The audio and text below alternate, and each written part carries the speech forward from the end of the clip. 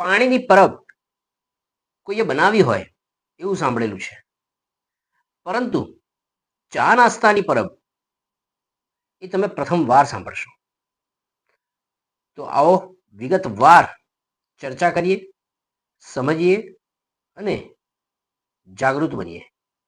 ચા અને પાણી અને નાસ્તાની પરબ એ એવા વ્યક્તિ કરે છે કે જે કાયદાઓ નિયમોનો ભંગ કરે છે, કોઈનું જીવન જોખમમાં આવી જાય છે અને એવી દુકાનો ઉપર, એવા વ્યવસાય ઉપર અધિકારીઓએ કાર્યવાહી કરવાની હોય કાયદેસરની, અને આ નિયમ અને કાયદાઓનો ભંગ થતો હોય એને અટકાવવાનું હોય, એની જગ્યાએ એવા અધિકારીઓ માટે આ દુકાન ચાની નાસ્તાની એ પરબ સમાન બની ગઈ છે.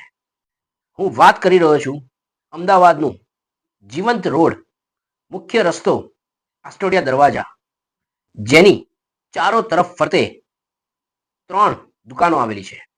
આસ્ટોડિયા ભજીયા હાઉસ, બીજી તરફ છે લકી ટી સ્ટોલ, એની બાજુમાં છે નુરાની ટી સ્ટોલ.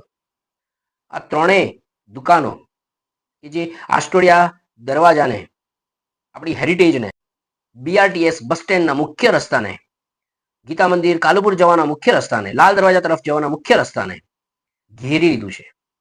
શેનાથી? દબાણોથી, ગંદકીથી, ખોરાકોના કચરાથી વગેરેથી. અને તંત્ર ખુલ્લી આંખે ન જોવું હોય છતાં બી જોઈ જાય એવું સ્થળ છે, આ એવી જગ્યા છે. આ સામાન્ય પ્રજાને આવા ગેરકાયદેસર રિક્ષાવાળાઓના દબાણથી, વાહનોના દબાણથી બીઆરટીએસના રોડ ઉપર અવર જવર કરવામાં, સામાન્ય માણસોને અવર જવર કરવામાં અકસ્માત સંભવિત ક્ષેત્ર બની ગયું હોય અને પોલીસ ચોકી જે 10 કે 20 મીટરના દૂરીના અંતરમાં છે, છતાં પણ આવી રહેમલીલાઓ ચાલતી હોય તો એના માટે અવાજ તો ઉપાડવો જ પડશે, સુધારો કરવો જ પડશે. જેની જે તે Ahmedabad municipal corporation, traffic police commissioner તમામને લાગતા વળગતાઓને આ બાબતનો, આવી પરબનો વેપાર ધંધો ચાલે છે, યોગ્ય પગલાઓ લેવા માટે, કાર્યવાહી કરવા માટે આપણે રજૂઆત કરેલી છે. આસ્ટોડિયા દરવાજા ભજીયા હાઉસ જે બનેલું છે એ અગાઉ પણ જ્યારે કોરોનાની બીજી લહેર ચાલતી હતી તે દરમિયાન તમામ દુકાનો, વ્યવસાયિક ઠપ થઈ ગયા હતા અને એકલ દુક્કલ માણસ જો માસ્ક વગર ફરે તો પોલીસ તેઓના મેમા ફાડતી હતી, દંડ વસૂલતી હતી. એવા સમય દરમિયાન આસ્ટોડિયા ભજીયા હાઉસ ખૂબ પ્રમાણમાં ભજીયાનું વિતરણ ચાલતું હતું. લાઈનો, સોશિયલ ડિસ્ટન્સિંગનું પાલન નહોતું થતું, માસ્ક નહોતા પહેર્યા, જેની વારંવાર ત્યાં સ્થાનિક પોલીસ પોઈન્ટ હતો એમને રજૂઆત કરેલી, દુકાનવાળાઓને પણ રજૂઆત કરેલી, છતાં પણ એમની સાંઠગાંઠો અધિકારીઓ સાથે હોવાને લીધે એ મારી વાતને કોઈ ગંભીરતાથી લેતા ન હતા. અને આસ્ટોડિયા દરવાજા પોલીસ પોઈન્ટ કે જેઓ કોઈ 4 વ્હીલર વાહન, 2 વ્હીલર વાહન જતું હોય અને સિંગલ માણસે પણ જો માસ્ક ન પહેર્યું હોય તેને ઊભી રાખી અને દંડ વસૂલ કરતા હતા. આ આસ્ટોડિયા ભજીયા હાઉસમાં જે આ નિયમોના ભંગ થતા હતા માસ્ક વગરના, એની રજૂઆત કરી અને પોલીસ દ્વારા, જાણે કે પોલીસને તો ખબર જ ના હોય એવી રીતે એક્ટર, આ લોકો તો એક્ટરોમાં પણ હોવા જોઈએ, એક્ટિંગ એટલે સરસ, ક્યાં ગળી છે, કઈ જગ્યાએ છે, આંખોની સામે જ હતું.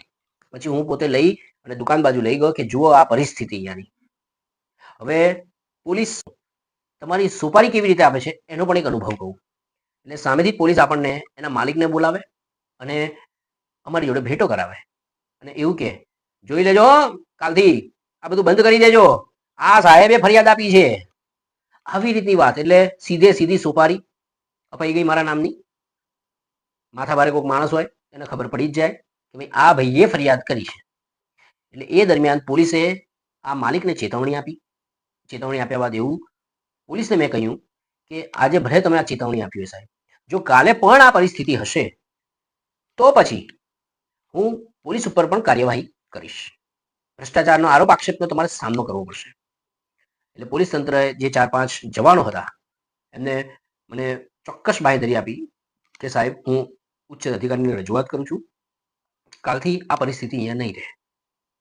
એટલે આજનો દિવસ તો કર્યું જ એમને.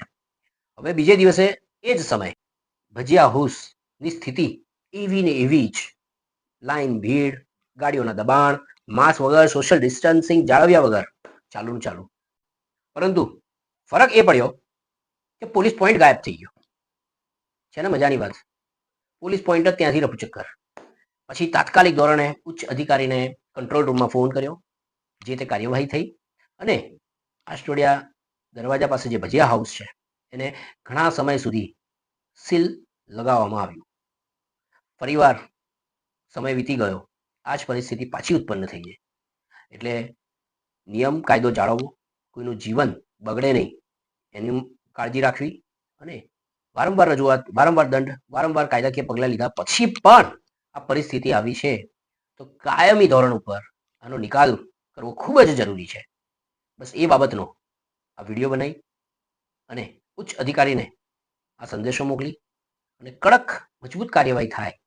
જો તમારો સાથ અને સહકાર મળશે તો ચોક્કસ આવી અને આવા પ્રકારની દુકાનો, કીટલીઓ ઉપર ચોક્કસ કાર્યવાહી થશે. સાથે રહી અને મજબૂતાઈથી દેશને મજબૂત બનાવીએ.